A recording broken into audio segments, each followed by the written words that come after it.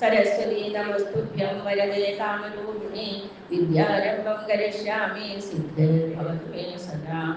गुरुर्ब्रह्मा गुरुर्विष्णु गुरुर्देवो महेश्वर गुरुः साक्षात् परं ब्रह्म तस्मै श्री गुरवे नमः. എൻ്റെ ഗുരുവായ ജയലക്ഷ്മി ടീച്ചർക്കും മറ്റെല്ലാ ഗുരുക്കന്മാർക്കും അനേകം കോടി നമസ്കാരം. എനിക്കിന്ന് തന്നിരിക്കുന്ന വിഷയം പ്രഹ്ലാദസ്തുതി 7ാമത്തെ സ്കന്ധത്തിൽ 9ാമത്തെ അധ്യായത്തില് 1 മുതൽ 22 വരെയുള്ള സ്തുതിയാണ് എനിക്ക് തന്നിരിക്കുന്നത്. പ്രഹ്ലാദന്റെ കഥ എല്ലാവർക്കും അറിയുന്നത് തന്നെയാണ്. ഹിരണ്യകശിപുവിന്റെയും കയാതുവിന്റെയും പുത്രനായിട്ട് പ്രഹ്ലാദൻ ജനിക്കുന്നതും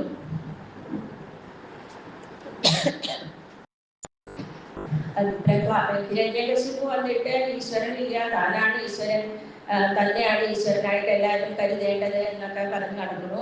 പക്ഷെ പുത്രനാകട്ടെ അമ്മയുടെ വയറ്റിൽ വെച്ച് തന്നെ നാരദന്റെ ഉപദേശം കേട്ടിട്ടാണോ എന്തോ തനി ഭക്തനാണ്, നാരായണ ഭക്തനായിട്ടാണ് ജനിക്കുന്നത് തന്നെ. എപ്പോഴും നാരായണ നാരായണ എന്ന് മാത്രമേ വരുള്ളൂ. അച്ഛനെ എത്ര പറഞ്ഞാലും കേൾക്കുന്നില്ല. നമുക്കറിയാം എത്രയോ പ്രാവശ്യം അദ്ദേഹം കുറെ പണിഷ്മെന്റ് ഒക്കെ കൊടുത്തതാണ്, കൊല്ലാൻ വരെ ശ്രമിച്ചതാണ്. പക്ഷെ അതിൽ നിന്നെല്ലാം ഭഗവാൻ തന്നെയാണ് രക്ഷിക്കുന്നത്. അങ്ങനെ ചോദിക്കുമ്പോൾ ഒരു പ്രാവശ്യം ചോദിച്ചു, നീ എപ്പോഴും ഇരിക്കണ നാരായണൻ നാരായണൻ, ഈ നാരായണൻ എവിടെയുള്ളത്? അപ്പൊ പ്രഹ്ലാദൻ പറയുകയാണ്, നാരായണൻ തൂണിലും തുരുമ്പിലും എല്ലായിടത്തും ഉണ്ട്. എന്നാൽ ഈ തൂണിലുണ്ടോന്ന് വെച്ചിട്ട് തന്റെ കയ്യിലിരിക്കുന്ന ഗതകൊണ്ടൊരു അടി കൊടുത്തു. അവിടുന്ന് വന്നതാകട്ടെ എൻ്റെ ഗുരുവായൂരപ്പ സത്യം വിധാതും നിജവൃത്യഭാഷിതം വ്യാപ്തിഞ്ച ഭൂതേഷു അഖിലേഷാത്മന അദൃശ്യരാത്ഭുത രൂപമുദ്വഹൻ സ്തംഭേ സഭായാം നമൃതം നമാർഷം.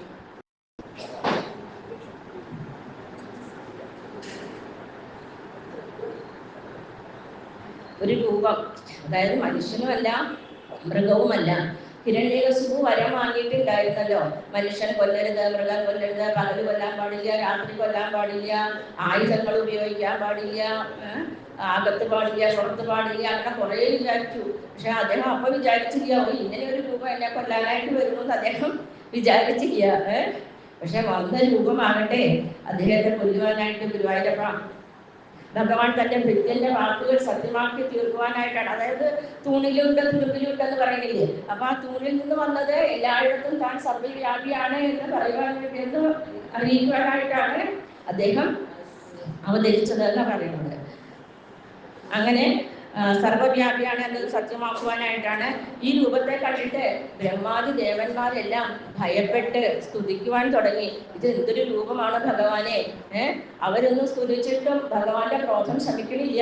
പിന്നെ സാക്ഷാൽ ലക്ഷ്മി ദേവി ഭാര്യയെ പറഞ്ഞു വിട്ടു ഭർത്താവിന്റെ അടുത്തേക്ക്. ഭാര്യ പറഞ്ഞാൽ കേൾക്കുമെന്ന് വിചാരിച്ചു. പക്ഷെ ഭാര്യ പോയിട്ട് എന്തായി, അയ്യോ ഇങ്ങനൊരു രൂപം എന്റെ ഭർത്താവ് ഇതേയല്ല, ഞാൻ ഈ അദ്ദേഹത്തെ ഇങ്ങനൊരു രൂപത്തിൽ കണ്ടിട്ടേ ഇല്ല എന്ന് പറഞ്ഞിട്ട് അങ്ങനെ തന്നെ തിരികെ വരികയാണ്.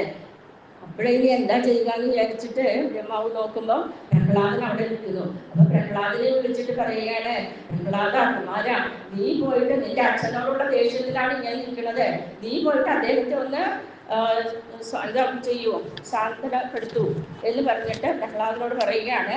അപ്പൊ പ്രഹ്ലാദനാകട്ടെ ഒരു പേടിയും ജനിച്ച കൊച്ചുകുട്ടിയാണ്. പിന്നെ രണ്ടാമത് എന്താന്ന് വിചാരിച്ചാല് ഭഗവാൻ തന്റെ ഒപ്പം തന്നെ ഉണ്ട് എന്ന് വിചാരിച്ചു കഴിഞ്ഞാൽ പിന്നെ പേടിക്കേണ്ട കാര്യമില്ല.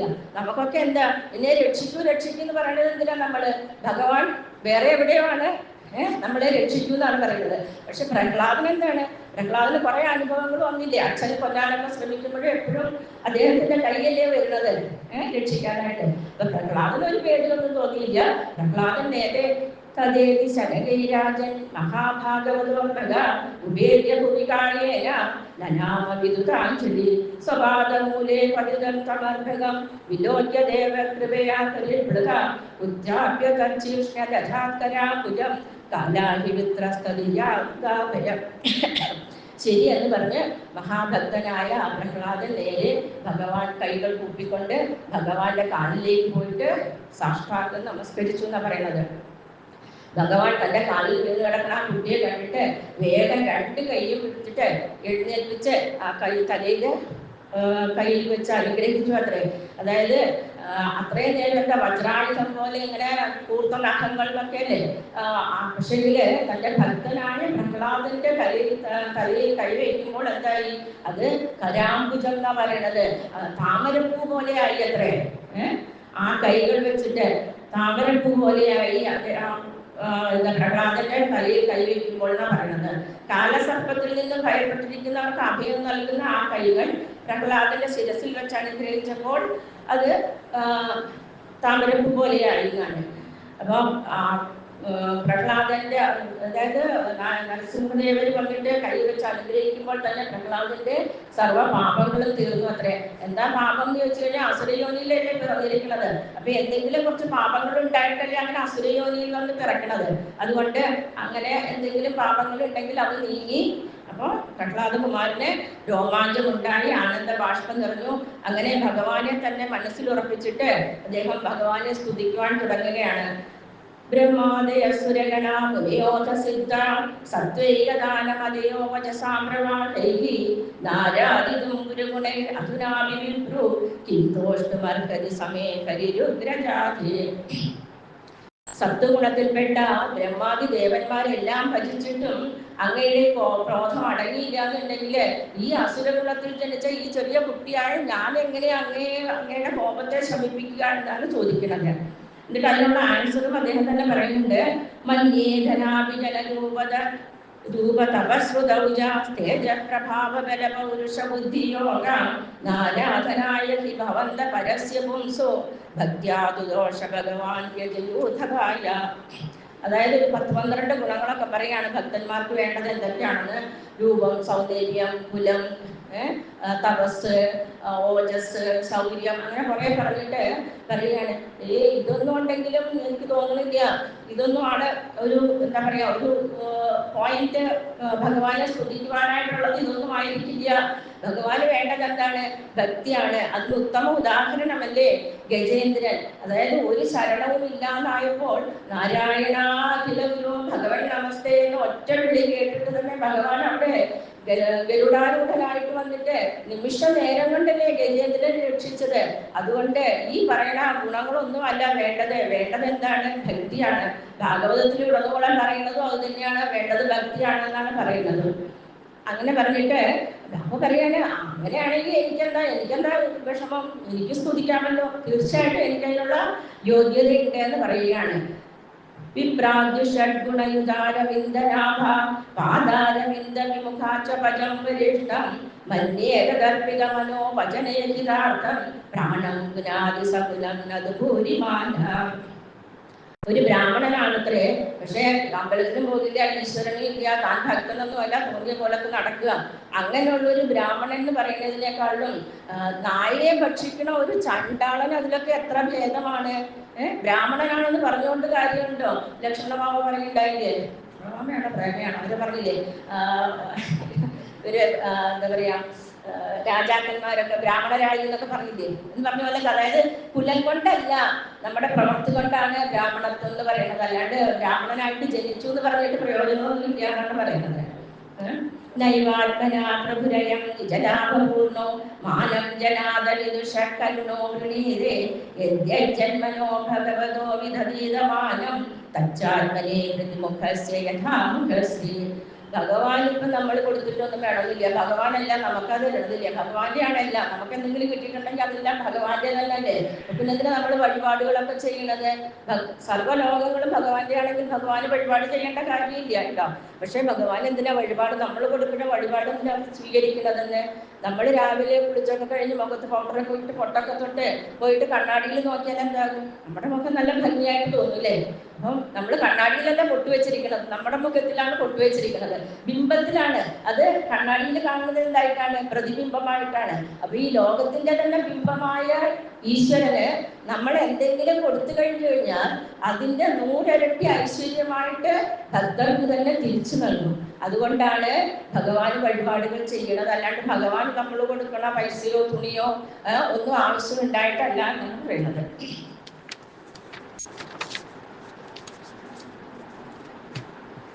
തസ്മാദഹം വിഗത വിപ്ലവ ഈശ്വരസ്യ സർവാത്മനാമഹി ഗൃണാമി യഥാ മനീഷം നീജോജയാ ഗുണവിസർഗമനുപ്രവിഷ്ട ഭൂയേതയേന ഹി പുമാനനുവർണ്ണിതേന. ഞാൻ എൻ്റെ ബുദ്ധിക്ക് അനുസരിച്ച്, അതായത് യഥാമനീഷ എന്നാ പറഞ്ഞിരിക്കുന്നത്, ഞാൻ എൻ്റെ ബുദ്ധിക്ക് അനുസരിച്ച് അങ്ങയെ സ്തുതിക്കുവാൻ പോവുകയാണ്. എൻ്റെ പാപത്തിൻ്റെ ഫലമായിട്ടല്ലേ ഞാൻ ഇങ്ങനെ ആസുരയോനിയിൽ വന്ന് ജനിച്ചിരിക്കുന്നത്. ആ പാപം നശിക്കണമെങ്കിൽ എന്താ ചെയ്യേണ്ടത്? ഞാൻ അങ്ങയെ സ്തുതിക്കണം. സ്തുതിയാണ് ഭഗവാന് ഏറ്റവും ഇഷ്ടം. നമ്മൾ എത്ര സ്തുതിക്കുന്തോറും ഭഗവാൻ അത്രയ്ക്ക് നമ്മളോടൊരു പ്രേമം ഉണ്ടാകും എന്നാണ് പറയുന്നത്. നമ്മൾ ഭഗവാനെ സ്തുതിക്കുന്തോറും നമ്മുടെ ഉള്ളിലുള്ള പാപങ്ങളെല്ലാം ശുദ്ധമാകും. നമ്മളിപ്പോൾ ഓരോ പ്രാവശ്യവും ഒരു സഹസ്രനാമമോ അല്ലെങ്കിൽ ഒരു നാമമോ എന്തെങ്കിലും ജപിച്ചു കഴിയുമ്പം അതിൻ്റെ പ്രയോജനം നമുക്കാണ്, അല്ലാണ്ട് ഭഗവാൻ, നമ്മുടെ ഉള്ളിലിരിക്കുന്ന ഭഗവാൻ സന്തോഷമാകും. അതായത് നമ്മുടെ ഉള്ളിലുള്ള പാപങ്ങളെല്ലാം മാറിയിട്ട് നമ്മുടെ മനസ്സ് ശുദ്ധമാകും എന്നാണ് പറയുന്നത്. സർവേഹ്യമേ വിധികരാസ്തവസത്വധാംനോ ബ്രഹ്മാദയോ വയവിവേശ നിജോദ്വിജന്ദഃ ക്ഷേമായ ഭൂതയ ഉദാത്മസുഖായ ജാസ്യ വിക്രീഡിതം ഭഗവതോ രുചിരാവതാരി. അങ്ങയുടെ സത്വഗുണത്തിൽ നിന്നുണ്ടായ സത്വഗുണത്തിൽ നിന്നുണ്ടായവരല്ലേ ബ്രഹ്മാദി ദേവന്മാരെല്ലാം.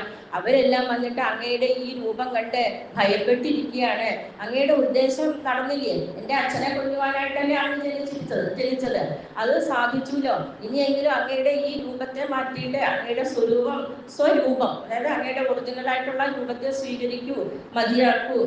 അതായത് അങ്ങയുടെ രൂപം ഒരു നരസിംഹം എന്ന് ഓർക്കുമ്പോൾ ഭക്തന്മാർക്ക് പേടിപ്പെടുത്തുന്ന ഒരു രൂപമല്ല വേണ്ടത്. അവരുടെ ഭയം മാറ്റാനായിട്ടുള്ള ഒരു രൂപമായിട്ടാണ് തോന്നേണ്ടത്. അതുകൊണ്ട് അങ്ങയുടെ ഈ രൂപം മാറ്റിയിട്ട് അങ്ങയുടെ സ്വരൂപത്തെ സ്വീകരിക്കൂ എന്ന്, അതായത് നമ്മൾ അപേക്ഷിക്കണ മാതിരിയല്ല. ഒരു പുത്രൻ വന്നിട്ട് അച്ഛനോട് പറയുന്ന ഒരു കമാൻഡിങ്, ഒരു ഓർഡർ മാതിരിയാണ്. മതിയാക്കൂ, മതി, ഇനി ഇത് കളയൂ എന്നാണ് പറയുന്നത്. വിഭേമ്യജിതത്തെ അതിഭയാനകാസ്യ ജിഹ്വാർക്കനേത്രഭൃഗുടീരഭസോഗ്രദംശ്ര ആന്ദ്രസ്വജക്ഷദജകേസരസംഗുകർണ നിർഘ്രാദഭീതനിഭാത് അരിഭിന്നകാഗ്രാത്. എനിക്ക് അങ്ങയുടെ ഈ രൂപം കണ്ടിട്ട് പേടിയൊന്നുമില്ല, പറയുകയാണ് പ്രഹ്ലാദൻ. എനിക്ക് വേണ്ടിയിട്ടൊന്നുമല്ല ഞാനിത് പറയുന്നത്. ഈ അങ്ങയുടെ ഈ നീണ്ട നാക്കുപാള് പോലത്തെ നാക്കോ അല്ലെങ്കിൽ വളഞ്ഞ കുടിയോ അല്ലെങ്കിൽ വലിയ ഈ രൂപമോ വായോ അങ്ങനെ ദംഷ്ട്രങ്ങളോ നഖങ്ങളോ അങ്ങനെ കുറെ പറയുന്നുണ്ട്. അങ്ങയുടെ ഈ രൂപം കണ്ടിട്ട് എനിക്ക് പേടിയൊന്നും തോന്നണില്ല. അതുകൊണ്ട് എനിക്ക് വേണ്ടിയിട്ട് അങ്ങനെ രൂപം മാറ്റണ്ട. പക്ഷെ ഭക്തന്മാരെല്ലാം എല്ലാവരും ഭയപ്പെട്ടിരിക്കുന്നു, അതുകൊണ്ട് ഈ രൂപത്തിലൊന്ന് മാറ്റൂ. പക്ഷെ എനിക്ക് പേടിയുണ്ട്, പേടിയില്ലാന്ന് ഞാൻ പറയുന്നില്ല. എന്തിനാണ് പേടി? ത്രസ്തോസ്മ്യഹം കൃപണവത്സല ദുസ്സഹോഗ്ര സംസാര ചക്രകഥനാഗ്രസദാം പ്രണീത ബദ്ധസ്വർഗം കർമ്മഭിരുശക്തമതേ ത്രിമൂലം പ്രീതോപവർഗ ശരണം ഹയസേ കഥാന്നു. എനിക്ക് പേടി വരണത് ഈ സംസാര ചക്രത്തിൽ കിടന്നിങ്ങനെ കറങ്ങുന്നുണ്ടല്ലോ. അതായത് 5 വയസ്സുള്ള കുട്ടിയാ പറയണം. നമുക്ക് ഇപ്പോഴും തോന്നുന്നില്ല എനിക്കൊന്നും മോചനം വേണമെന്ന്. ഈ 5 വയസ്സുള്ള കുട്ടി പറയാണ്, എനിക്ക് ഈ സംസാര ചക്രത്തിൽ നിന്ന് എന്നെ ഒന്ന് മോചിപ്പിച്ചാൽ മതി. പൂർവ്വകർമ്മ ഫലമായിട്ട് ഞാൻ ഈ അസുരയോനിയിൽ വന്ന് ജനിച്ചു. എന്നോട് കാരുണ്യം തോന്നി എനിക്ക് മോക്ഷ അനുഭൂതി തന്നില്ലേ ഭഗവാൻ. ആ പാതാരബിന്ദങ്ങളിലേക്ക് എന്നെ എപ്പോഴാണ് വിളിക്കുക ചോദിക്കുന്നത്. അതായത് സംസാരം എന്ന് പറയുന്നത് തന്നെ എന്താണ്? ദുഃഖപ്രദമാണ്. പുനരഭിജനനം, പുനരഭിമരണം, ഇങ്ങനെ ജനിച്ചും മരിച്ചും ഇങ്ങനെ അതിൽ കിടന്നിട്ട് ഇങ്ങനെ ചടലകന്നിങ്ങനെ കിടക്കുകയാണ്. അപ്പൊ അതിൽ നിന്ന് എനിക്കൊരു മോചനം വേണം. അതെപ്പോഴാണ് എനിക്ക് തരിക ഭഗവാൻ എന്നെ ചോദിക്കുന്നത്. പ്രിയ സയോഗ ജന്മ ശോകാഗ്നിനാ സകലയോനിഷു ദഹ്യമാന ദുഃഖൗഷധം തദപി ദുഃഖമദിദ്യാഹം ഭൂമൻ പ്രമാമി വദമേ തവ ദാസ്യയോഗം. ഈ സംസാര ദുഃഖം എന്ന് പറയുന്നത് എന്താണ്? 2ആണ്. അതായത് ഒന്ന് വന്നിട്ട് നമുക്ക് ഇഷ്ടമുള്ളത്, പ്രിയമായിട്ടുള്ളത് നമ്മളെ വിട്ടുപോവുക, എന്താണെങ്കിലും ശരി. അപ്രിയമായിട്ടുള്ളത് വന്നു ചേരുക. നമ്മൾ വന്നിട്ട് നമുക്ക് പ്രിയമാണ്, നമുക്ക് സന്തോഷത്തിന് വേണ്ടിയിട്ട് എന്തെങ്കിലും നമ്മൾ ചെയ്യുന്നതല്ല എന്താവും? ദുഃഖപ്രദങ്ങളായിട്ടാണ് അവസാനം വന്നു ചേരുക. ഇത് സുഖമാണ് എന്ന് പറഞ്ഞ് നമ്മൾ പ്രാപിക്കുന്നതെല്ലാം ലാസ്റ്റ് എന്താകും? നമുക്ക് ദുഃഖങ്ങളായിട്ട് വന്നു ചേരും. നമുക്കറിയാം, കുറെ പൈസ കിട്ടിയാൽ സുഖമാണ്. പൈസ കിട്ടി കഴിഞ്ഞു കഴിഞ്ഞാൽ ഇവിടെ ഏത് ബാങ്കിലാണ് കൊണ്ടിടുക? അത് ഒന്നും വേണ്ട, അമ്പലങ്ങളുടെ കാര്യം തന്നെ നോക്കുക. കുറെ സ്വർണം കുറെ അതും വന്നു കഴിഞ്ഞാൽ സെക്യൂരിറ്റികളുടെ എണ്ണങ്ങൾ അങ്ങനെ കൂടുകയാണ്. അപ്പൊ എന്താണ്? സുഖമാണോ ദുഃഖമാണോ? അതിന് വേണ്ടിയിട്ട് ആൾക്കാരെ പിന്നെ നിയമിക്കണം, അല്ലെ?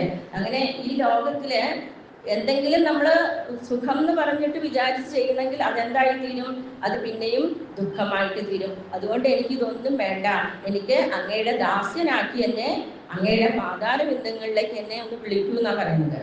സോഹം പ്രിയസ്യ സുഹൃത കരദേവതായ ലീലാകഥാസ്തവ നൃസിംഹ വിരിഞ്ച ഗീത അഞ്ജസ്ഥിതർമ്യനുഗൃണൻ ഗുണവിപ്രമുക്തോ ദുർഗാണിതേ പതിയുഗാളയ ഹംസസംഘ. ബ്രഹ്മസദസ്സിൽ പോലും പാടി പുകഴ്ത്തുന്ന അങ്ങയുടെ ലീലാകഥകൾ അവിടുത്തെ പാതാരബിന്ദങ്ങളെ ആശ്രയിക്കുന്ന സജ്ജനങ്ങളോട് കൂടി ചേരുകയും അവരുടെ മുഖത്തിൽ നിന്നൊഴുകുന്ന ആ കഥകളെ ആശ്രയിച്ച് അതിൽ ഭക്തി വളർത്തി ആ ഭക്തിയിലൂടെ എല്ലാവിധ ദുഃഖങ്ങളിൽ നിന്നും ഞാൻ മുക്തനാകും. ഈ ആശയം തന്നെയാണ് സത്സംഗത്തെ നിസ്സംഗത്വം, നിസ്സംഗത്തെ നിർമോഹത്വം, നിർമോഹത്തെ നിശ്ചലതത്വം, നിശ്ചലതത്തെ ജീവൻ മുക്തി. അതായത് ത്രിഗുണങ്ങളില് സത്വരജോ തമോ ഗുണങ്ങളിൽ കണ്ട് നമ്മളിങ്ങനെ ഇതായിട്ടിരിക്കുകയാണ്. അതിൽ വേണ്ടത് എന്താണ്? സത്വഗുണമാണ് വേണ്ടത് എന്ന് പറയും. ഇപ്പൊ നമുക്ക് ഒരു ഉദാഹരണമായിട്ട് പറയാൻ പറ്റുന്നത്, നമ്മളിപ്പം മാലയോ വളയോ അതൊക്കെ പണിയുമ്പം 22 ക്യാരറ്റാണ്, അതിൽ അല്പം ചെമ്പോ അങ്ങനെ എന്തെങ്കിലും ചേർന്നുണ്ട്.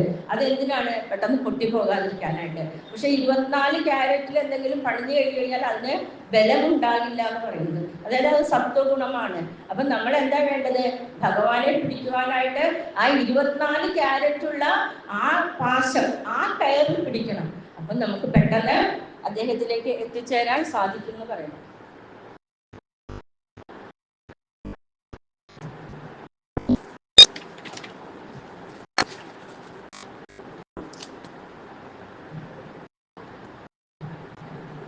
ബാലസ്യ നേകശരണം പിതരൗ നൃസിംഹ നാർത്തസ്യ ജാഗതമുദന്വതിമഞ്ജതോനോ തപ്തസ്യ പ്രതിവിധിര്യ ഇഹാഞ്ജസേഷു താവദ്വിഭോ തനുകൃതാം തതുപേക്ഷിതാനാം. കുട്ടികൾക്ക് അച്ഛനമ്മമാരോ അല്ലെങ്കിൽ വെള്ളത്തിൽ മുങ്ങിപ്പോണവർക്ക് തോണിയോ അല്ലെങ്കിൽ രോഗികൾക്ക് ഡോക്ടറോ ഒക്കെ അഭയൊന്നും നമ്മൾ വിചാരിക്കണോ? ഒരച്ഛൻ്റെ അമ്മയുടെയും കയ്യിലിരിക്കുമ്പോൾ തന്നെ കുട്ടികൾക്ക് അപകടം പറ്റുന്നില്ലേ? അല്ലെങ്കിൽ ഒരേ ഡോക്ടർ ഒരേ ആശുപത്രിയിൽ ഒരേ ഓപ്പറേഷൻ തിയേറ്റർ അവിടെ കിടത്തി ഓപ്പറേഷൻ ചെയ്യണ എല്ലാവരും രക്ഷപ്പെടുന്നുണ്ടോ? ഇല്ല. അതേപോലെ തോണി രക്ഷിക്കും എന്ന് പറയുന്നത് തോണി തന്നെ എത്രയാ മുങ്ങിപ്പോവുക. അപ്പൊ ആരുടെ കൈയാണ് വേണ്ടത്? ആ ഭഗവാൻ വിചാരിച്ചാൽ മാത്രമേ നമുക്ക് രക്ഷയുള്ളൂ. ആ ഭഗവാനാണ് തോണിയായിട്ടായാലും ഡോക്ടറുടെ രൂപത്തിലായാലും അല്ലെങ്കിൽ അച്ഛനമ്മമാരുടെ രൂപത്തിലായാലും, അല്ലെങ്കിൽ നമുക്കൊക്കെ എപ്പോഴെങ്കിലും ഒരു അനുഭവം വന്നു കാണും. നമ്മൾ പറയാറുണ്ടല്ലേ, അതായത് ഭഗവാന്റെ രൂപത്തിൽ വന്ന് എന്നെ രക്ഷിച്ചു, എനിക്കൊരു അഭയം തന്നു, അല്ലെങ്കിൽ എനിക്ക് അങ്ങനെ ചെയ്തു എന്ന്. നമ്മളെല്ലാവർക്കും എന്തെങ്കിലും ഒരു അനുഭവം ഉണ്ടാകാതിരിക്കില്ല, തീർച്ചയായിട്ടും ഉണ്ടായി കാണണം. അപ്പൊ അങ്ങനെ ഭഗവാന്റെ ആ ഒരു ഭഗവാൻ വിചാരിക്കണം, അവനൊരു രക്ഷ കൊടുക്കണം, അവനെ രക്ഷിക്കണം എന്ന് ഭഗവാൻ വിചാരിച്ചാൽ മാത്രമേ അതിനൊരു രക്ഷയുള്ളൂ. അല്ലാണ്ട് വേറെ ആര് വിചാരിച്ചാൽ നമ്മൾ വിചാരിക്കേണ്ട എന്നെ അവരാണ് ചെയ്യുന്നത്, എനിക്ക് ഇവരാണ് ചെയ്യുന്നത്, ആരുമല്ല, ഭഗവാൻ മാത്രമേ രക്ഷയുള്ളൂ. അതായത് അതുകൊണ്ട് അവിടുത്തെ അനുഗ്രഹത്താൽ പ്രേരിപ്പിക്കപ്പെട്ട കർമ്മവാസനകളുള്ള മനസ്സിനെ ആർക്കാണ് ജയിക്കാൻ സാധിക്കുക? 16 ആരക്കാലുകൾ എന്ന് പറയുന്നത് ജ്ഞാനേന്ദ്രിയം 5, കർമ്മേന്ദ്രിയം 5, പഞ്ചഭൂതങ്ങള്, മനസ്സ്. ഈ 16 ആരക്കാലുകളോടുകൂടിയ ഈ സംസാര ചക്രത്തെ കടക്കുവാൻ അങ്ങനെയല്ലാതെ ആർക്കാണ് സാധിക്കുക?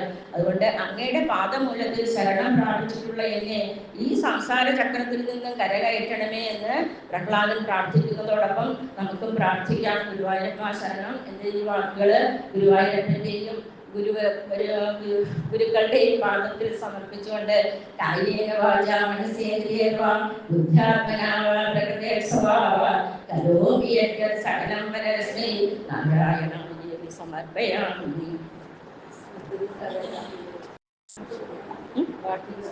കൂടി നിർത്താം.